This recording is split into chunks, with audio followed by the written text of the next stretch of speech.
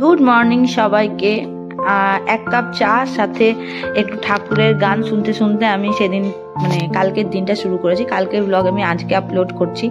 তো দেখতেই পাচ্ছ আমার চা খাওয়া হয়ে গেছে। আর এবার থেকে ভাবছি যে একটা করে ডেলি ভিডিও দেওয়ার চেষ্টা করছি। আমি জানি এর আগেও আমি বলেছিলাম কিন্তু দিতে পারিনি, তবে এবার কনসিস্টেন্ট থাকার চেষ্টা করব। আমার চা খাওয়া তো হয়ে গেছিল, কিন্তু ওর চা খাওয়া বাকি ছিল, তাই ওর চাটা আবার বানিয়ে দিচ্ছিলাম। টাইম নেই তোমার। Actually, I woke up around 5:30. I started my And you slept 9 p.m. Actually, too much of work for Yeah. I'm already working for more. We are dinner, Rina. And you are the CEO. Actually, I'm working for more than 11.5 hours. তোমার জন্য আমার টিভিটাও বন্ধ করে দিতে হলো। That's so big.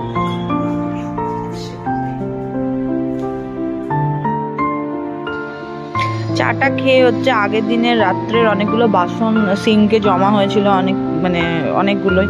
তো ওইগুলোই আগে ধুয়ে, আগে রান্নাঘর পরিষ্কার না করলে না আমার অন্য কাজ করতে ভালো লাগে না। তো তাই জন্য আগে সব কিছু অর্গানাইজ করে নিলাম। আগেকার যে ধোয়ার জিনিসগুলো ছিল সেগুলোকে জায়গায় জায়গায় রেখে দিলাম, আর সিঙ্কে যেগুলো ছিল ওগুলোকে, বাসনগুলোকে মেজে ওই নীল বাকেট থাকে ওখানে জল ঝরতে দিয়ে দিলাম। তো এইগুলো করার পরে হচ্ছে রান্নাঘর পরিষ্কার করব, তারপরে আমি বানাবো ব্রেকফাস্ট।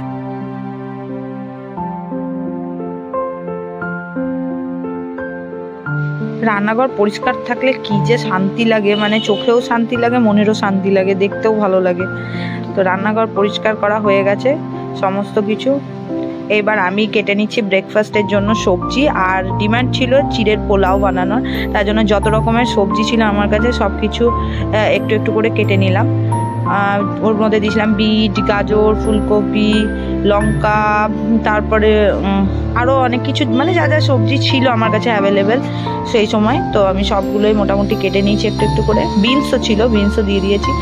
আর এই যে আমি চিড়ের প্যাকেট নিয়ে নিয়েছি টাটার, এটা পোহা। এটাকে ভিজিয়ে রাখলে খুবই পাতলা চিড়ে, ওই জন্য ভেজায়নি। পেছনে আগের বার ভিজিয়ে করেছিলাম তো একদম গলে গেছিলো, সেই জন্য পেছনে একবার ইনস্ট্রাকশনটা পড়ে নিলাম। তো লেখা ছিল এখানে শুকনো খোলায় আগে হালকা করে রোস্ট করে নেওয়ার জন্য।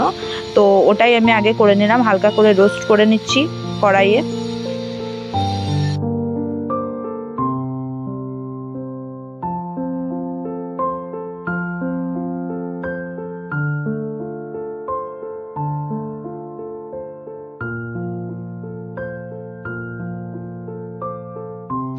চিড়ে ভাজার মতো চিড়েটাকে শুকনো খোলায় এরকম ভেজে নিয়েছি, মুড়মুড়ে হয়ে গেছে।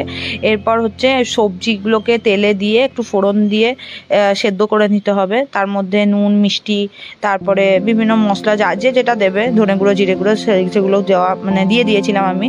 তো ওগুলো অ্যাড করে দেওয়ার পর কিছুক্ষণ নাড়িয়ে চাড়িয়ে নিয়ে এন্ডে কি করব, ওই যেটা রোস্ট করে রেখেছিলাম চিড়েটা, ওইটা হচ্ছে এটাতে অ্যাড করে দেবো। এখানে কোনো জল অ্যাড করিনি, কারণ কি চিড়েটা এতটাই পাতলা, জল দিলে একদম পুরো গলে যায়। একটু অন্যরকম খেতে হয়, কিন্তু ভালো লাগে খেতে। এই যে চিড়েটা অ্যাড করে নিয়ে এবার ভালো করে নাড়িয়ে চাড়িয়ে নিলাম।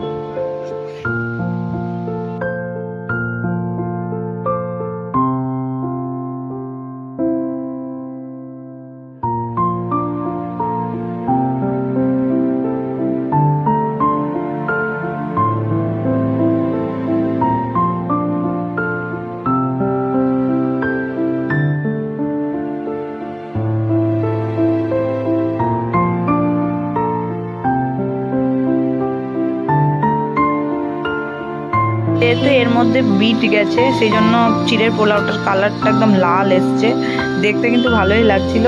দুটো প্লেট নিয়ে নিয়েছি, কিছুটা ওর জন্য আর কিছুটা আমার জন্য তুলে নেবো। একটু কম হয়ে গেছে পরিমাণটা, কি চিড়েটা যদি জলে ধোয়া হয় তাহলে তো একটু ফেপে ওঠে, আর এখানে যেহেতু ভেজে করেছি, চিড়েটাকে রোস্ট করেছি, সেই জন্য কোয়ান্টিটিটা দেখে মনে হচ্ছে অনেকটা কম হয়ে গেছে।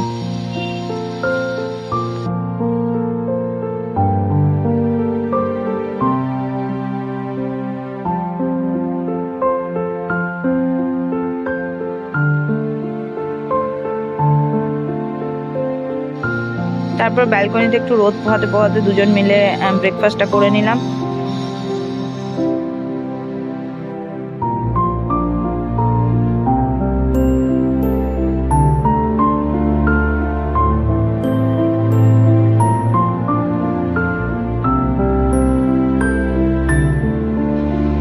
ব্রেকফাস্ট করার পর আমার প্রথম কাজ হচ্ছে গাছগুলোতে জল দেওয়া, যেহেতু আগের দিন জল দিইনি তাও কিছু অসুবিধা হয়নি, কারণ কি শিশির মতো মানে কুয়াশা ওয়েদার ছিল, ওই জন্য কোনো অসুবিধা হয়নি।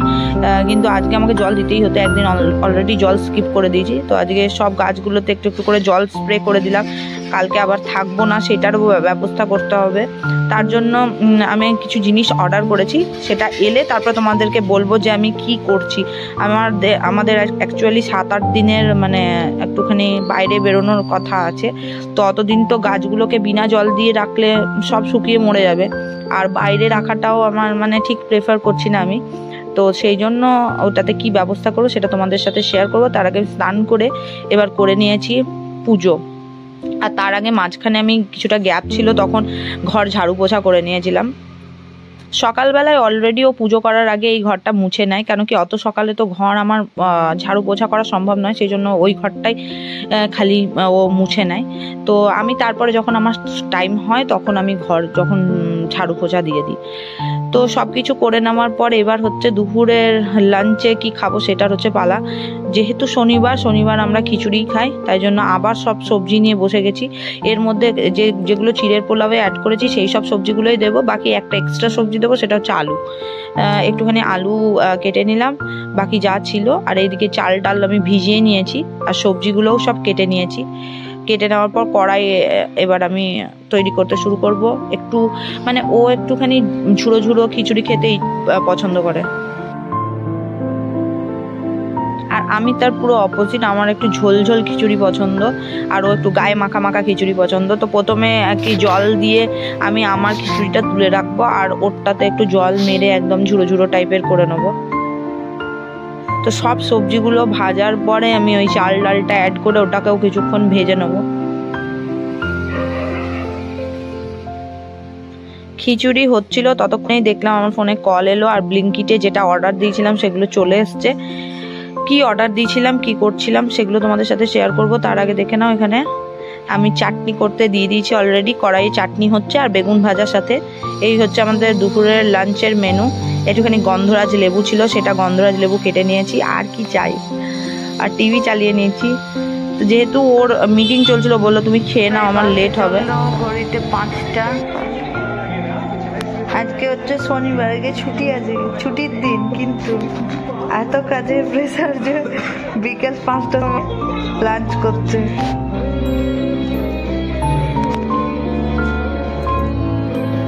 এখন জানি না চাটা কখন খাবে, আমি ভাবছিলাম চাটাও একসাথে দিয়ে দিই।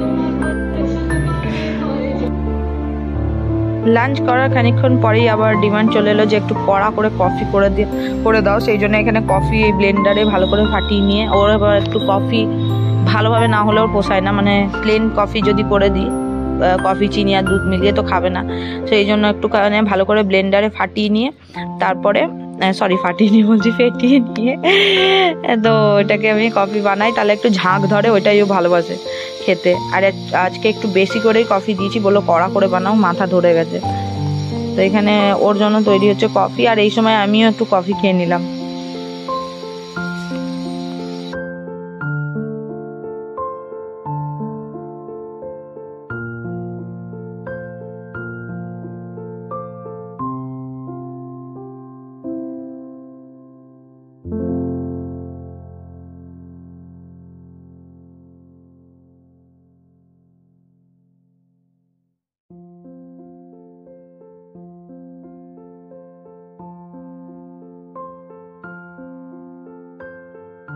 ব্যালকনিতে, আর কাল থেকে আমি যেহেতু থাকবো না, মানে যাওয়ার কথা যখন জানি না যেতে পারবো কিনা, যদি যাই তাহলে কাল থেকে মোটামুটি 7-8 দিন মতো থাকবো না এখানে।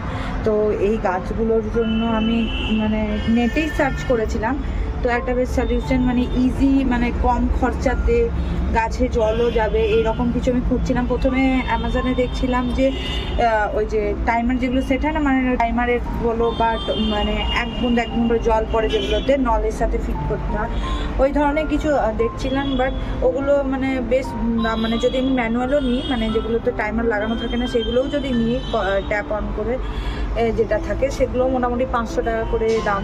আর যদি আমি আবার টাইমারের সাথে নিই তো সেগুলো তো মোটামুটি তোমার 1200-1300 এরকম করে দাম পড়ে যাবে।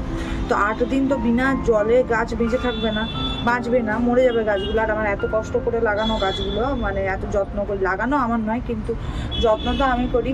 তো ওই জন্য আমি ভাবছিলাম কী করবো। তো একটা উপায় আমি খুঁজে পেয়েছি নেটেই, তো সেইটাই আমি তোমাদের সাথে মানে আমি অ্যাপ্লাই করছিলাম। তো আমি প্রথমে ভাবলাম যে আগে ওয়ার্ক করুক, তারপরে আমি একটা কাজ করব, সবার সাথে শেয়ার করব। তো আমি দুটোতে অলরেডি দুটো গাছে জিনিসটা করে দেখলাম যে কাজ করছে কি করছে না। তো এখন দেখছি হ্যাঁ কাজ করছে, অনেকক্ষণ ধরেই আমি দিয়ে রেখেছি। তো কি করেছি সেটা তোমাদের সাথে শেয়ার করছি। বাকি গাছগুলো তো এইভাবেই কালকে যাওয়ার আগে আমাকে করে দিতে হবে, তো দেখে নাও। এই যে আমার যে বসার টুলগুলো আছে তার মধ্যে আমি 1 বালতি জল দিয়ে, আমরা যে মানে ছায়াতে বা প্যান্টে, মানে পাঞ্জাবির প্যান্টে যেগুলো দিয়ে দড়ি আমরা ইউজ করি, অ্যাকচুয়ালি বেসিক্যালি বলতে গেলে নাড়া যেগুলোকে বলে, ওগুলোকে আমাদেরকে কি করতে হবে, এরকম ভারী কিছু একটা নিতে হবে। আমি এখানে হামালদস্তার যে আমার ইয়েটা থাকে ওটাতে বেঁধে দিয়েছি, 2টো নাড়া বেঁধেছি আর 2টো গাছের সাথে অ্যাটাচ করে দিয়েছি ভিজিয়ে দিয়ে। তো দেখতেই পাচ্ছ জল টানছে, জল এখান থেকে অ্যাবজর্ব হয়ে কটনের নিতে হবে, কটন ছাড়া অন্য কিছু নিলে হবে না। এরকম এক বুঁদ করে মাটি সবসময় হাইড্রেট থাকবে, কোনো সময় মাটি শোকাবে না। প্রত্যেকটা গাছে গাছে আমি এভাবে দিয়ে দেবো। এই গাছটায় দিয়েছি আর এই দিকের গাছটায় দিয়েছি, দুটো থেকেই জল পড়ছে, মানে একদম স্লো জল পড়বে, এরকম না যে সবসময় টপ করে দেখতে। ওইটাতে এখন জল হয়তো এক্ষুনি পড়েছে সেই জন্য একটু শুকানো আছে, বাট এইটাতে দেখো এবার জল পড়বে ওখান থেকে। তো এইটা সারাদিন চলবে। মোটামুটি আমি 1 বালতি ভর্তি করে দিয়ে যাবো প্রত্যেকটা গাছের সাথে, দরকার হলে 2টো বালতি দিয়ে যাব আমি এখানে। তো এইভাবে আমি টেকনিকটা অ্যাপ্লাই করেছি, আশা করছি সব ঠিকঠাক থাকবে। তো দেখা যাক, যদি এটা ওয়ার্ক করে তাহলে তো খুবই ভালো। এবার থেকে তাহলে আর কোনো চিন্তা নেই, কোথাও ঘুরতে টুরতে গেলে কোনো রকম কোনো অসুবিধা হবে না।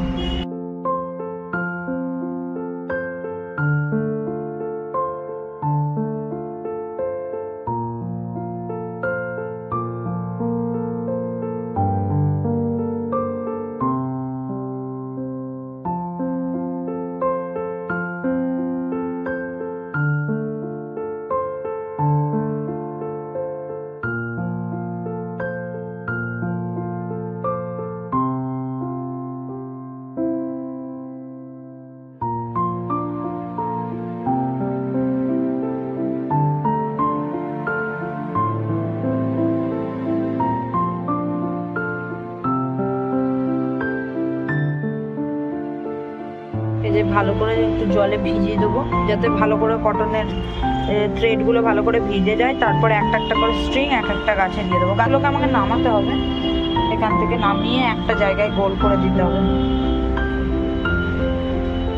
আর খেয়াল রাখতে হবে যেখান থেকে সোর্স, জলের যে সোর্স যেটা আপনারা রাখবেন সেটা যেন একটু উঁচু জায়গায় হয়। আর গাছগুলোকে প্রত্যেকটাতে আমি একটা করে থ্রেড দিয়ে দিই, তারপর আপনাদেরকে দেখাচ্ছি কিভাবে কি করলাম।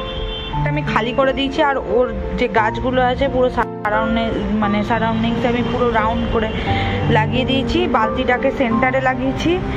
এবার এটা কালকে ভর্তি করে দিয়ে যাবো পুরোটা, এখন তো হাফ জল আছে, জাস্ট ফর মানে আমি চেক করার জন্য দেখছি আর কি। তো এবার স্ট্রিংগুলোকে একটা করে আমি গাছের সাথে দিয়ে দেবো। আর একটা বালতি এনে এই প্ল্যান্টারটার পুরোটা আমি জল দিয়ে দেবো। তো এই ভিডিওটাকে এখানেই আমি এন্ড করে দিচ্ছি। দেখা হবে নেক্সট ভিডিওতে। Till then take care, tata.